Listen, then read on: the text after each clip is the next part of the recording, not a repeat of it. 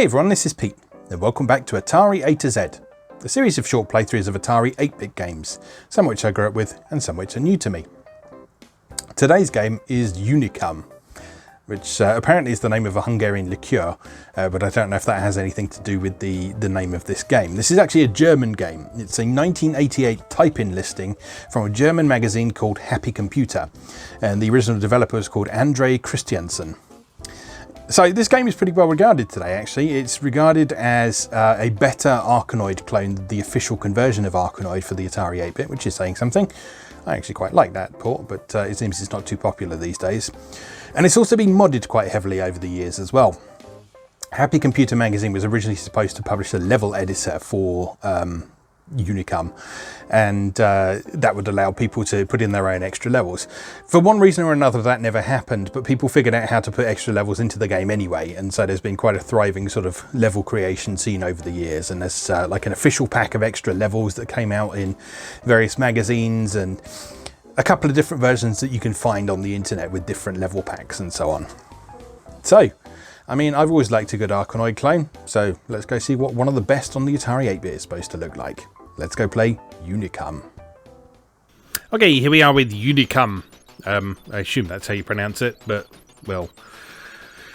Yes, anyway, as we say, this was a type-in listing that a lot of people regard as better than the official Atari port of Arkanoid. And if you look on Atari Mania, everyone loves it except one guy who complains about everything and says the Commodore 64 version of everything is better. Anyone who visits Atari Mania on a regular basis will probably know who I'm talking about. He also complained that this was all in German. But, you know, it's a German game from a German magazine, so can't really complain too much.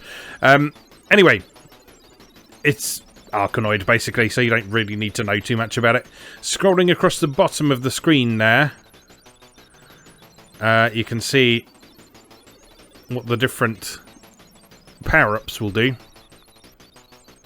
If you speak German, you'll figure out most of them.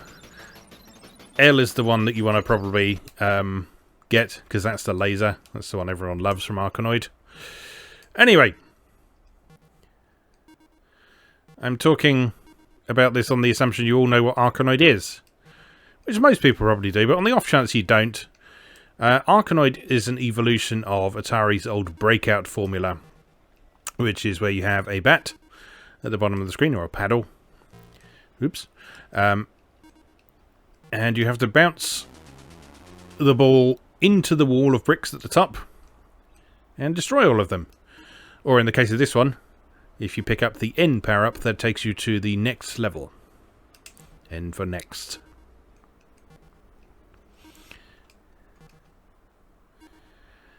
Now, that's obviously quite nice in terms of progressing through the game, but you do have to bear in mind that you're probably missing out on some easy points if you do that, so it may not always be desirable to pick up. But it's up to you, really. It depends on how you want to play this. I've always enjoyed this kind of game. I mean, it's really simple. It's one of the most sort of fundamental gameplay styles that there is. I missed the laser. Bugger! Yeah, it's one of the most fundamental gameplay styles that there is. And, I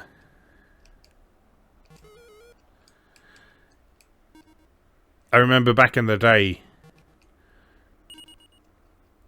there would be a sort of criticism of games that were as simple as this sometimes, because there was sort of the assumption that we could and should do better and be more creative.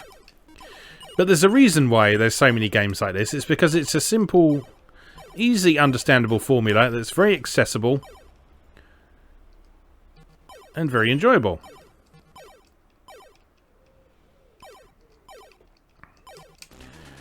There's something just very satisfying about the core gameplay of this. I'm going to sneeze. Excuse me. When you keep your laser into the next level, that's very nice. I guess those ones with crosses are completely indestructible from the look of things. Oh no! I lost my laser. It's all gone. Where's K do? I don't know. Oh, sticky bat. Which evidently begins with K in German.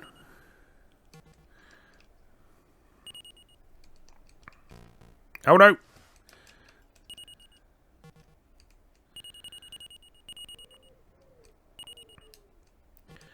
Oh, it's going to be tricky to get those last few ones, isn't it?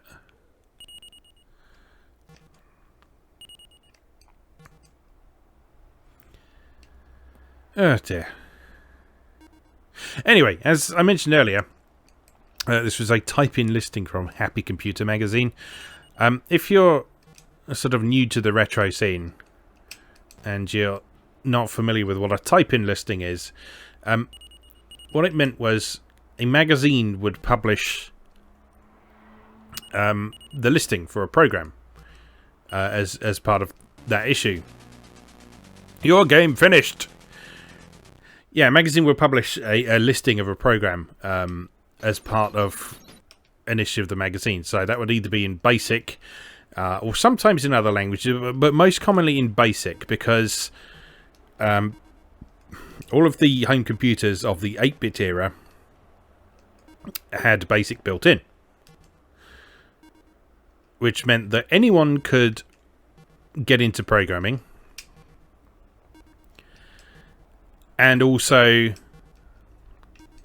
if you had some sort of storage medium like a cassette deck or a disk drive, you could type in programs and save them. And that way you could amass your own sort of software library of things that you'd programmed yourself or which you'd copied out of magazines. And so magazine listings was a very early way of distributing sort of free software. Often developed by amateurs who had submitted their programs to the magazine in the hope of just being published in a lot of cases. But there were also quite a few magazines at the time who would actually pay people for their submissions as well.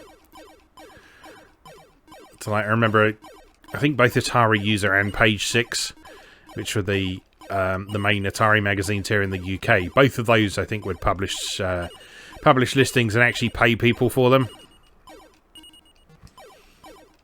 I mean, it wasn't a lot. It was like, I don't know, 20 quid or something like that.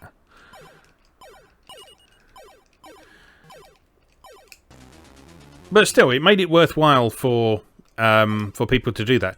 That's interesting. You seem to finish the level with just one block left on screen. Oops.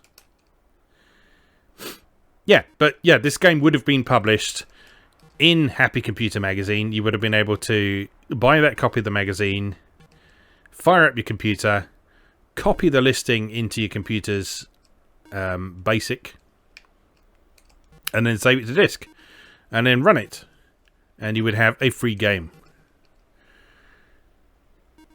Now, if the program was written in machine code, which was a lot faster than BASIC, and I suspect this was probably written in machine code, then there were sort of a couple of extra steps you had to do. Normally, they would still be distributed as a basic listing, but what the basic listing would do is actually create an executable file that you could then run from disk or tape. So it wasn't quite the exact same save process as it was with just a straightforward basic program, but you still ended up with the same result. You'd end up with a disk or cassette that contained a program that you could run and play for free, basically. So your only cost...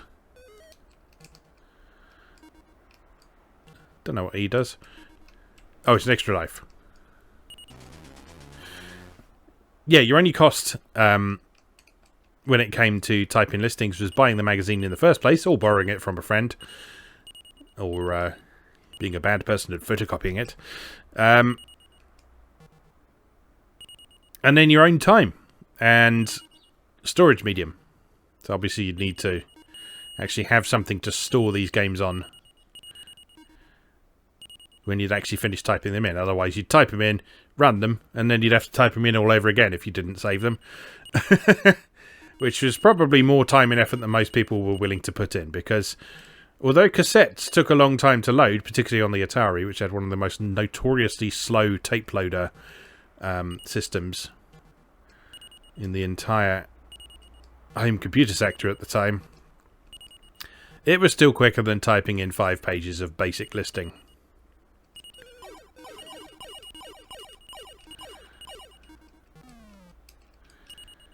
Oh, I lost my laser. Still, I had to catch the ball. What did that one do? Oh, that was... Oh, I've done it! I've done it! Ooh, this looks tricky. Or maybe not. Don't come back. Oh, I just got you up there. That's it. Come on, stay in there. Stay in there. That's it. You just bounce around in there and have a good time.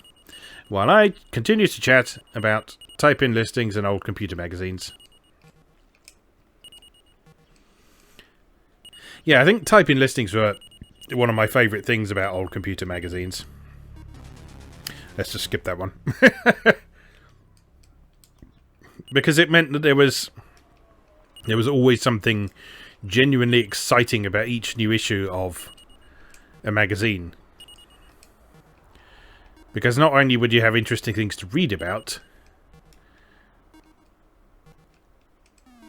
you'd end up getting yourself access to cool new bits of software as well. And it wasn't just games either. So back in the time that a lot of these magazines were being released, there was a strong movement from enthusiasts of a lot of these home computers to point out that yes, you could use a computer for gaming and it was great for that, but there was so much more you could do with it as well. I remember, again, I keep harping back on page 6, but that was the computer magazine that we had the most in our household, because both my father and my brother wrote for it, and I did a few articles for them late in its life as well.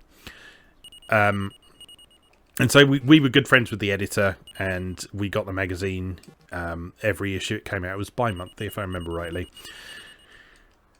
And yeah, the editor was one of those people who felt very, very strongly that people could and should be using their home computers for more than just gaming. And he wasn't anti-games by any means. But he was always very quick to point out to people who maybe wanted to be critical of home computers for one reason or another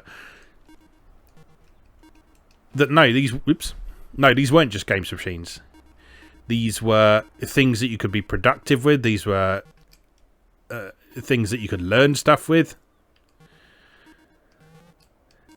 These were things that you could spend time with your family with. And he was right. He was absolutely right. There was so much you could do with an Atari 8-bit computer at the time.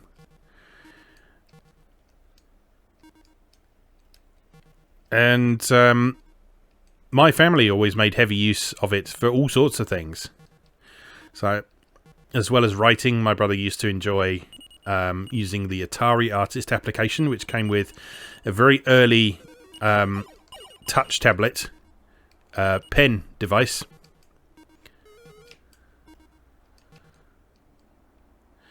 I used to enjoy using Atari Writer to write stories and articles and that sort of thing. Like, long before I was ever published in Page 6, I always used to enjoy... Oh, no! I always used to enjoy writing my own reviews of stuff anyway, just because it was something that I really admired my father and my brother for doing. And I wanted to be part of it. And, like, as young kids tend to do, when they come across something that they are excited and inspired by, I just wanted to do it for myself. Like, even if no one was going to read the things that I wrote, aside from my parents, who very graciously put them in a ring binder for me so I could sort of keep them as my own sort of mini magazine. Yeah, that was something I always enjoyed. And that's something that I kind of maintain to this day, really. That attitude where I write primarily for my own pleasure. is something that I very much maintain today. Like my site, MarioGamer.net. I started that just because, with my time on the website usgamer.net coming to an end, I still wanted to continue writing about the things that were important to me and that people had said they had enjoyed on US Gamer. But I wasn't specifically writing because of that audience. I was writing those things because they were things that I enjoyed. They were things that I felt strongly about. They were things that I just enjoyed writing words about. And so my philosophy behind both Mario Gamer and the stuff I do here on YouTube has always been, this is stuff I enjoy. This is sort of a big part of who I am. And I enjoy expressing that side of myself. It doesn't matter to me too much if no one is reading or watching or anything like that, because it's just important to me to be able to express that side of myself and enthuse about it and be passionate about it. And that started from a very early age. Originally inspired by these magazines and the work that the rest of my family was doing on them. So yeah, that's all really good. It was all a big part of defining who I am as a person, the things that I enjoy, and all that sort of thing. We digressed quite a bit there, didn't we? But you know, it's important stuff. It was an important part of the culture at the time. And while there's still sort of an element of that today with the fact that anyone can have their own website or blog or social media presence relating to video games, it's not quite the same to me.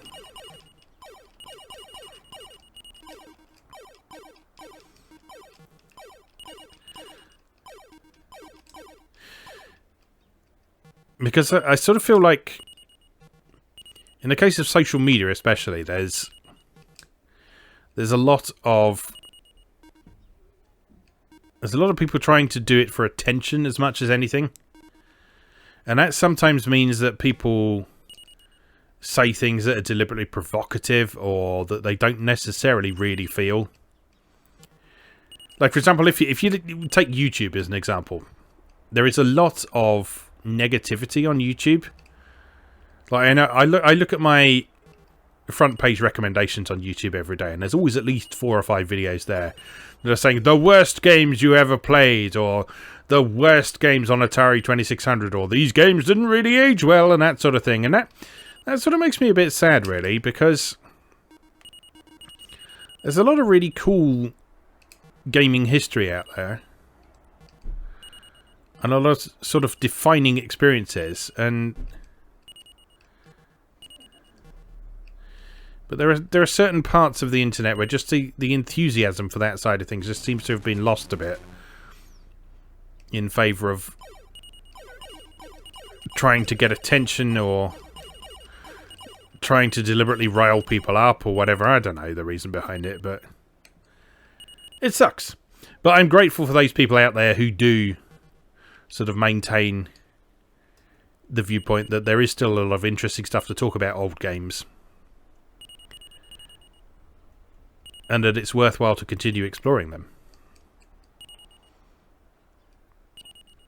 I mean, to be perfectly honest, although I enjoy new stuff, I enjoy a lot of new stuff for PlayStation 4, Nintendo Switch, occasionally PC.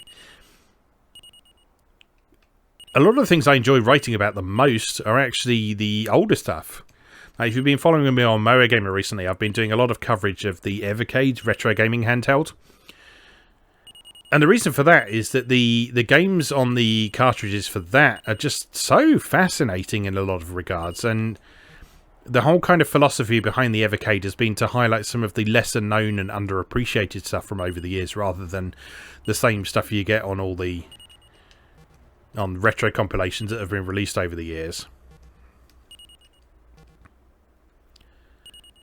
And that's fascinating to me. It's really interesting to come across things like, say, old Namco games that only ever got released in Japan on the Famicom. And discovering that those are really cool games. There's a game called Star Luster on one of the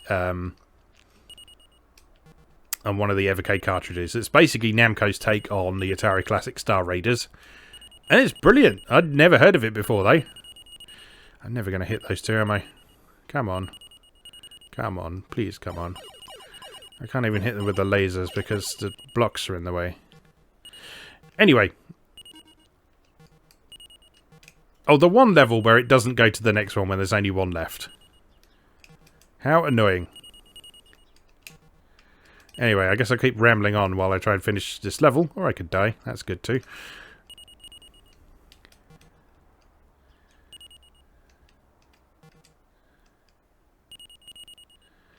But yeah, old games are good. Is basically what you should take from all that. And that's why I do what I do here. And sort of the whole Atari A to Z concept was just an excuse for me to look back over the library of one of my favourite systems of all time. And I guess it was my favourite because it was also my first. So like my first contact with computers was with Atari 8-bits, and then subsequently the ST as well. There we go. And so obviously that means a huge amount to me, because it's such a defining part of my life. But there's so much interesting stuff surrounding the culture of the time as well that I just really enjoy talking about, and I kind of miss when we look at the state of things today. I guess a lot of that old style culture does still exist in the case of places like Atari Age and Atari Mania and that sort of thing, and I should probably spend some more time over at those places rather than wasting time on social media, because it does increasingly feel like a waste of time to be on social media these days, because no one's listening to anyone.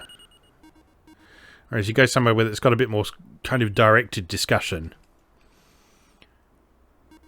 well, it's separated into specific topics and that kind of thing. You can kind of focus on things a bit more.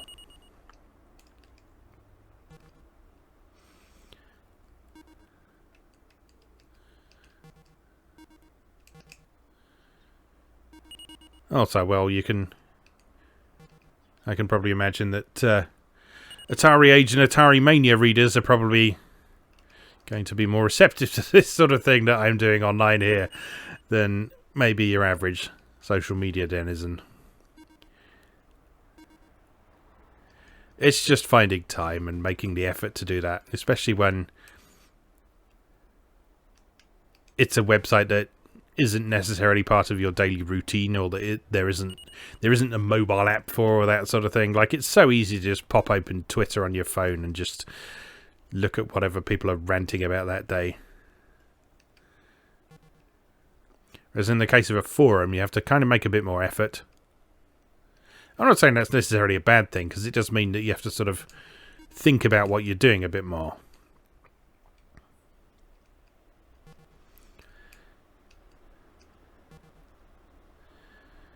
Maybe that's something I'll do then. I will try and replace the time I would have spent on social media during the day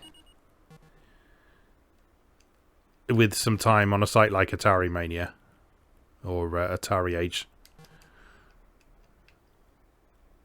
Or what are the others? Atari Forum's another one, I think, isn't it? And if you have any recommendations for good Atari 8-bit communities in particular, I'm also interested in the ST, as you know, and the 2600, but the Atari 8-bit is probably my primary passion. So if you're watching this and you do happen to know any good communities that I could become a member of, then do let me know down in the comments, because I'm always interested to meet new people that I can chat about this stuff with, and people who can enthuse about things rather than people just sort of nodding and going, yeah, very good. Or in some cases, just ignoring me completely. But that's something I won't get into right now. Anyway, this is Unicum. I'm having a good time with this. The nice thing about this sort of game is that you can kind of just sort of switch your brain off a bit while you're playing it, because, I mean, I've been waffling on about all sorts of nonsense while I've been going on about this, and continuing to play perfectly effectively. In fact, I've got further than I've ever been in this game before while talking to you. So, that's nice.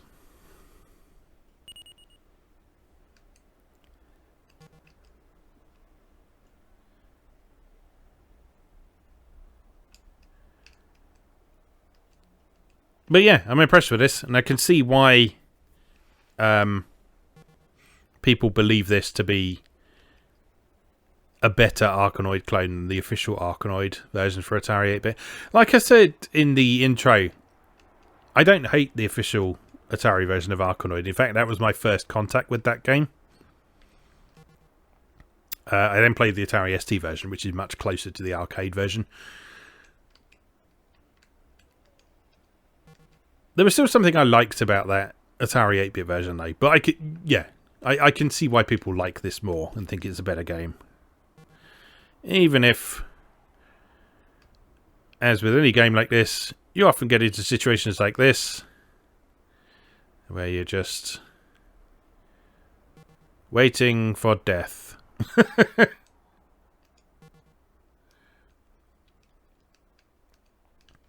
If you can do spin in this, like you can in some breakout games.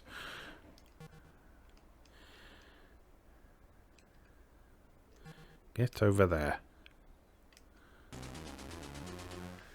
Yeah, not sure why... Oh my god, you are kidding me. That's a horrendous level. But, well, oh dear. I've only got what... This is my last life as well. I think this may be the end of us, ladies and gentlemen.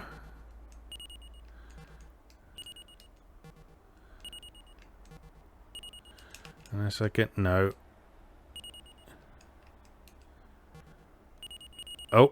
Oh, so close. Oh, it's all over. Player 1, your game finished. I enjoyed that. It's good. Good. I like a good Breakout Arkanoid clone type thing, and that is a good Breakout Arkanoid clone type thing. So, Unicum. Go check it out. And since this was a type-in listing, basically public domain, freeware, whatever you want to call it, you can find this pretty easily and just download it and play it on an emulator or a real Atari 8-bit. And if you're feeling really feisty, you could download a copy of the original Happy Computer magazine and type it in for yourself. That's truly for the hardcore. Anyway, that's that. As always, thank you very much for watching, and I'll see you again next time.